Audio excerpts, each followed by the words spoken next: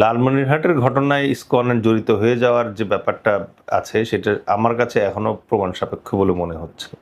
কারণ ইসকন এখন পর্যন্ত বাংলাদেশে চিন্ময় স্বামীর যে কেসটা আছে তারপর থেকে অত্যন্ত সতর্কতার সাথে তাদের কার্যক্রম পরিচালনা করছে।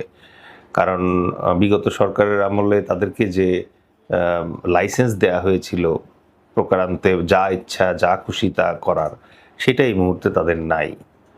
বাংলাদেশ অত্যন্ত সচেতনভাবে এই সাম্প্রদায়িক যে বিরোধ আছে এটাকে যেরকম প্রতিহত করার চেষ্টা করছে, যে কোনো ধরনের সাম্প্রদায়িক উস্কানিকে প্রতিহত করার চেষ্টা করছে, একই সাথে আমাদের পার্শ্ববর্তী দেশের যে পরিকল্পিত একটি প্রোপাগান্ডা ক্যাম্পেইন চলছে যার মূল অস্ত্র হচ্ছে এই ধর্মীয় উস্কানি, সেটার ব্যাপারেও বাংলাদেশ সরকার এবং বাংলাদেশ সরকারের বর্তমান প্রধান ডক্টর ইউনূসের মাধ্যমে জাতিসংঘ এ ব্যাপারে ওয়াকিবহাল আছেন।